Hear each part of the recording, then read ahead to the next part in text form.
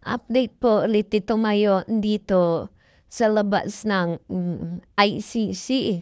At ito po, meron na naman po mga OFW na mga bumisita kay Tatay Digong. Talagang all out support talaga sila para kay Tatay Digong. Kahit gumasto sila, wala talaga silang pakialam. May pakita lang ang pagmamahal at suporta nila kay Tatay Digong. At may panawagan nga po pala si Attorney Harry Roque kay Manang Jaime. Pakinggan po natin at panoorin. At katulad po ng sinasabi ko palagi, both straight po tayo sa PDP laban. Ito po, panoorin po natin. That we will proceed from Duterte Park to the Duterte Forest to eat. So, Duterte Park na kasi to. Yes, I'm not alone. Sila ma'am from Germany. Tapos sila from UK. UK. Amsterdam. Rotterdam. Rotterdam. Saan po, monsieur? Dating part ng detention center. Sa likod, yes ma'am. Oo. May museum card ako dito. Pwede ko siya magamit pala. Kasi para makita mo yung mga... Oo, it's a sad history. Backside ng detention. Walang ano sir, that's prepared. Oo, dapat magbukas. Pag ako Pilipino, tapos palagi hanggang matagal dito si PRD, maglalagay ako ng karinderya somewhere dito. Iaalam nila ha? No, I don't. Siyempre hindi, pero ako magagawa na mag-argila ako ng dito kasi para Saan po? Dito? Sa taas, middle harness po, nasa taas po ng Blisingen. Medyo... Oo, 2 hours. Ang pansit yan. Hindi. Nasa baba po. May pansit. Sila madam na from Germany. Pero, walay rice. Rice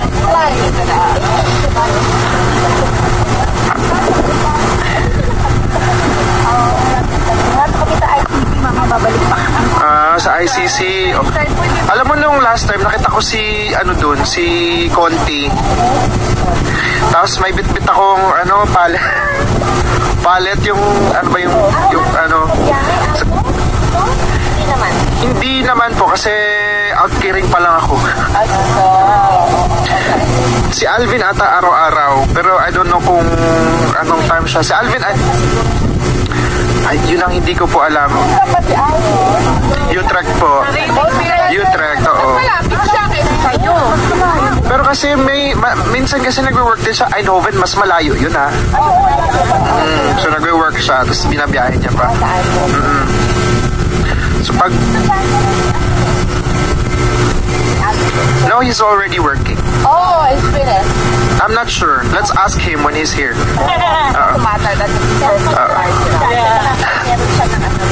Free.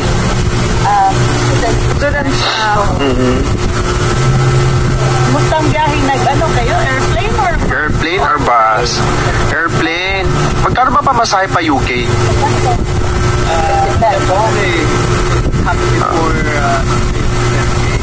Okay. 40 pounds. Si Sir Malcolm. Lucky you! Oo. Si Sir Malcolm pumupunta na din dito back and forth eh.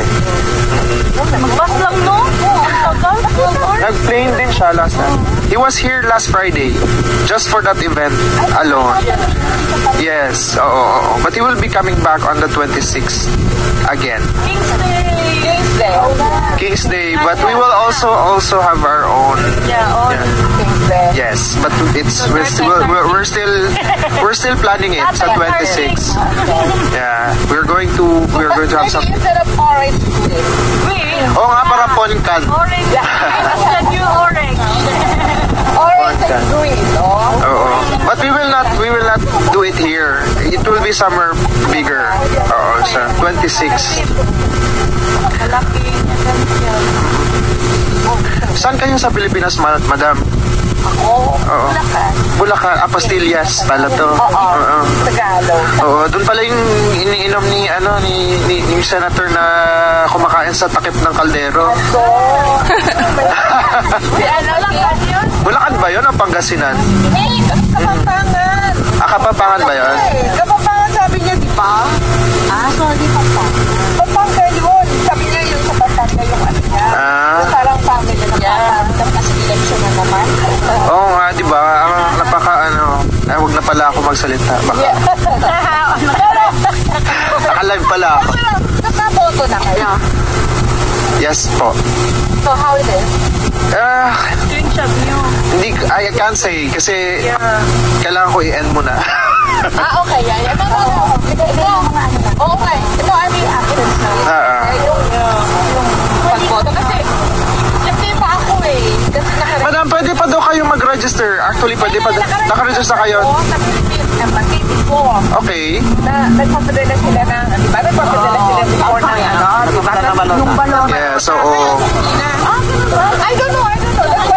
oo, that's also, we really have to, to ask. We If we will wait for the ballot or malabas is puro QR code eh. yes, there, for sure, yes. Sabi may anomaly into something, so we really have to wait for that because we don't know din naman kasi we can't jump into conclusion.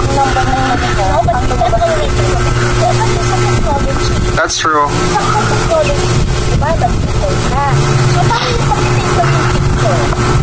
Dati, may field pa, diba? Take ka ng picture, dali mo siya pagpapakita ng kung at pinupunan mo dapat yung picture na ang lalabas. Yeah, that's true. Garcia, actually, huli siya sa bibigyan, encrypted na. Ano yung sabihin nun? Encrypted na. Yes. Na-encode na nila. Na-encode na nila. Gusto nilang Nin, yeah. Kasi yung iba lumalabas Manny Pacquiao, di ba? Yes, Oo. nabasa ko. Hindi yung isa daw meron siyang number niya na iba daw lumabas na name. Number one si Manny Pacquiao. May number na rin pang yan. Ano kung kausahan na kay Garcia, ay papanalo lang siya sa Garcia na wala lang. Bayad yan. Pero kasi we really have to watch out our votes. We really have to be alert. And kung ano man talaga yung anomalies na makita natin, we really have to report it kasi the only chance for us to actually have Tatay go home is to actually vote straight PDP. Kahit pa ayaw natin sa ibang nandun or ano pa man, that's the only chance because it's always, at the end of the day, it's always a number game.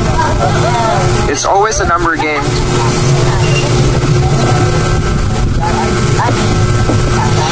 Dapat talaga ang Supreme Court, diba? Sila nagpadala ng sila nagdala sa They didn't, yes.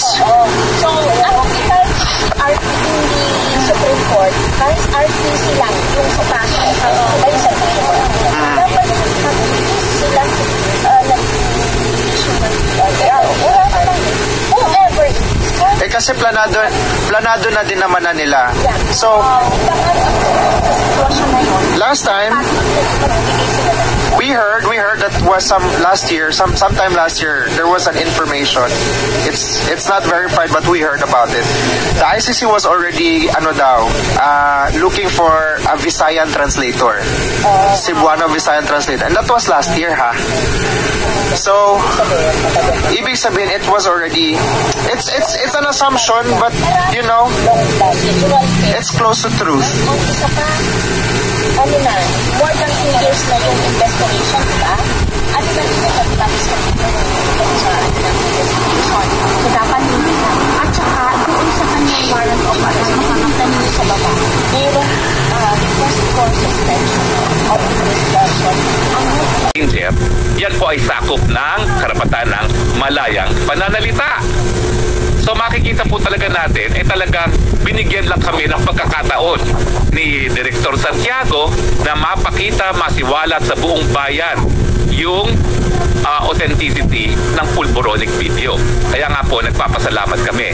At taong bayan, ang pangako ninyo, ngayong naririto ng pagkakataon para mabasa ninyo ang authentication report, maghusga naman kayo.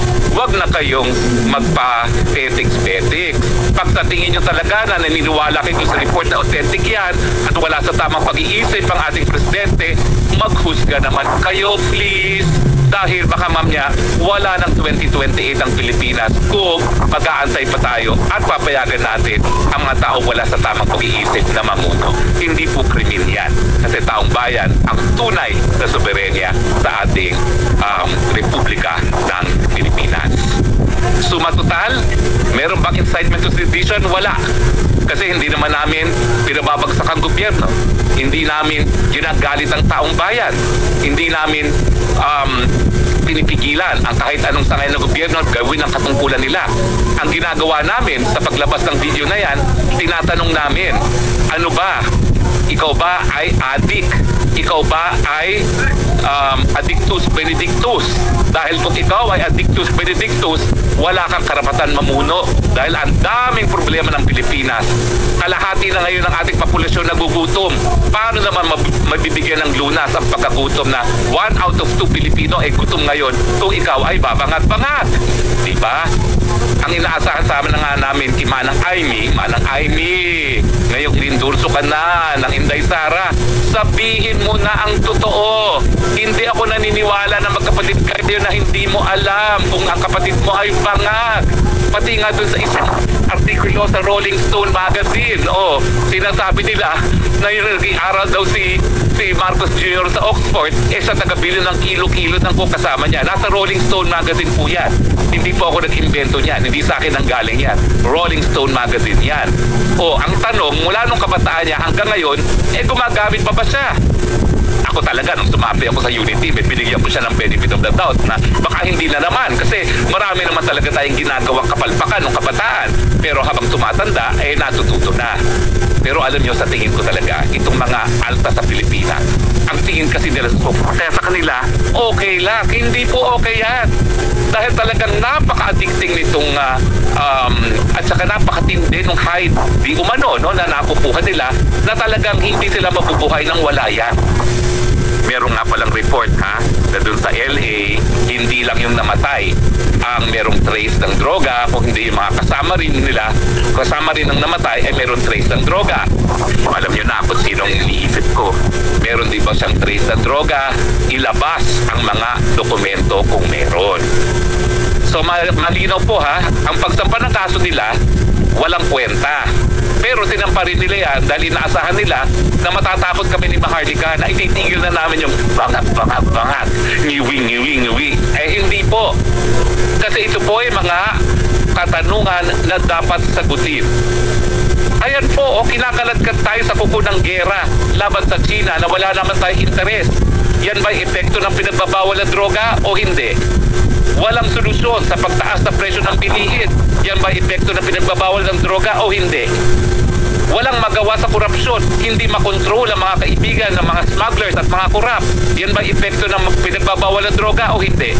Yan po ang dapat sagutin ng presidente natin mismo. Wala pong ibang makakasagot dyan kung hindi ang presidente mismo. Ang ginagawa lang ng NBI sa pagsasampa ng ganitong mga kaso at wala pang kwenta ang kanilang testigo, talagang sinusupil nila ang malayang pananalita ng mga mamamayan. Ako naman, lalo mo kong supilin, lalong lalakas ang aking boses dahil alam ko ang karapatan ko. Wala akong pakialam kung ako na ang pinaka-kasuklam-suklam na tao sa kanila. Basta ako, may karapatan ako magsalita, lalong-lalo na kung ito'y tungkol sa pamamahala ng gobyerno ko. Dahil nakasalalay ang buhay ko dito sa kapalaran ng ating bayan. Ako po'y nasa abroad. Ilang beses na po ako nag-abroad. 2 beses po ako nag-aral. College at saka postgraduate. America at England.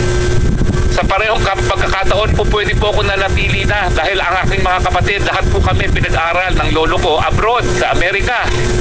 Pero ako lang po ang bumalik sa Pilipinas. bakit? Dahil mahal na mahal ko po ang Pilipinas. At hindi ko maatil na ang Pilipinas ngayon, kalahati nagugutom dahil lamang walang sapat na kakayahan na magbigay ng solusyon ang ating presidente. Hindi po krimen yan. Palpak po ang ating presidente. At kaya nga po ang aking panawagan, pag-aralan mabuti, sisantihin po natin yan dahil nasa kapangyarihan ng taong bayan magsisante ng mga opisyalis na hindi tumutupad sa kanilang mga katungkulan. Yung 20 pesos na bigas, paano naman natin talagang puhusgahan ang mga kandidato kung hindi doon sa kanilang mga ginawang pangako ng eleksyon? Doon pa lang sa 20 pesos ng bigas. Dini sa pag-organize. Kurang gikuha na sa Pilipinas.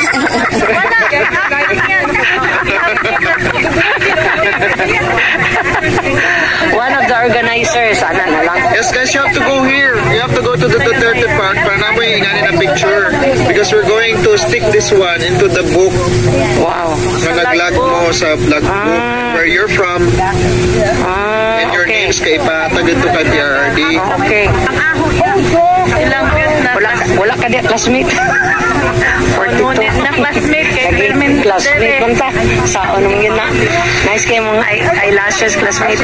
Una yung classmate in the beginning of tatay. In the beginning of the origin. Gali. Mo gyud. Pero it's a very good thing that TV in the Netherlands, they are not Encanto. Fair and square. Yeah. So they were able to interview us. It's very Philippine, okay. Kabalo ko iya kong ipa-kuan. Nag-ready na ko. Hindi pa mapadali. Sama na.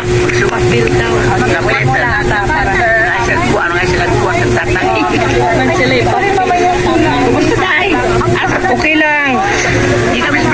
Wow, gikan si Berlin. UK, Norway, USA, Germany. No, dili ra.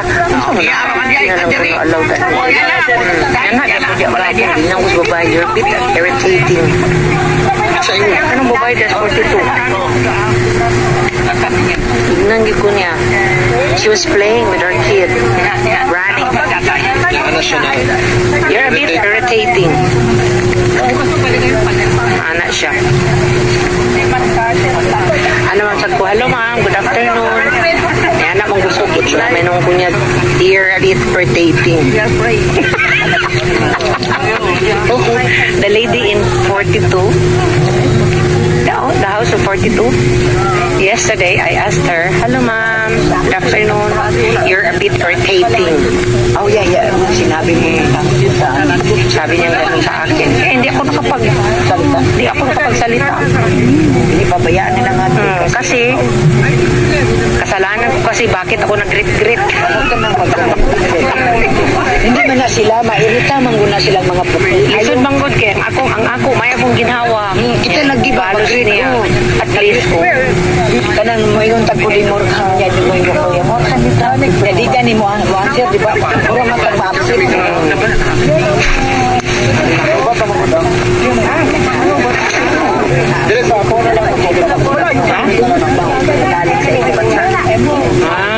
Asa sila gikan? Saan ka galing, ma'am? Sa Norway? Norway. Shout out, ma'am.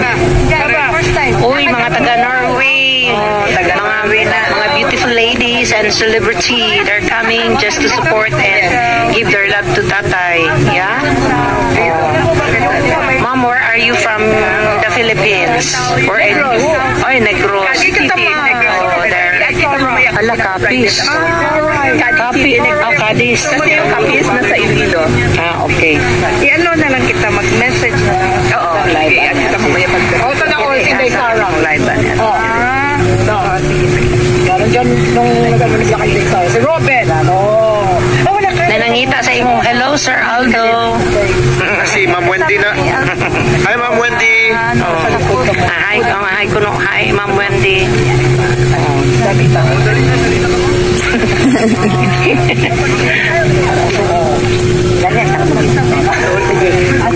So this is naman. Shout out from Aklan. Shout out Lars, DG Bisdach, Chucky, na anak ko dali Chuck. Family. Saan kayo, where you from, ma? Sweden kami. I can make that. Kanila muna kasi yoki sila. Okay. Dito kayo mo. Like kayo dito. Ito yung ano ko.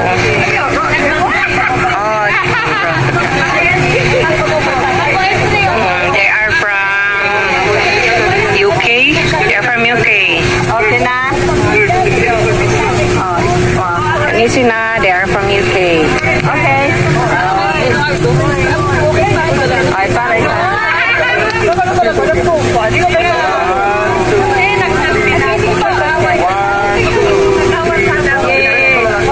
Thank you.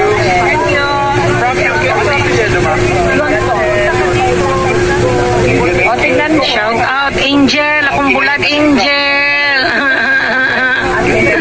Gidamgo na na ko imong bulat, Angel ko. Guwapa. Yun ka, Angel. Sikreto lang. Sikreto lang, Angel. Hi, Shinlab. May dinner naman sa Philippines ko. Na ay mag-prayer ta. Prayer. lagi dito sila yung anak niya, si Kitty at saka si... Karon last Monday wala sila. Saturday and Sunday marag ay Saturday marag na pero atong Monday wala pero gahapon na sila. Ay Monday yan man yun. Sa dami ng sa Saturday nandito sila. Sunday at saka Monday hindi sila nagpunta. Pero kahapon nandito sila. Hindi ko rin alam ngayon. Mapasok din sila. Sila yung ano. Kung pumupunta sila doon sa loob. Makikita nila kasi we are wondering kung pero syempre mag common sense na massage ni Kitty, so they were able to at least touch or hug or whatever. Pero nung andito si Sir Robin Padilla, nakapasok-pasok wala. Family lang ang mayaman. Family at saka ang mga legal people. Kasi inaabangan ko kasi pag si Robin ba yun na siya since na pa siya kay Sarah nag-alis. Pero before nag-ato siya before siya pumunta ng Pilipinas, may dinadaanan pa siyang mga countries parang Saudi, Dubai, Abu Dhabi ata. Before nag-uwi siya. Qatar.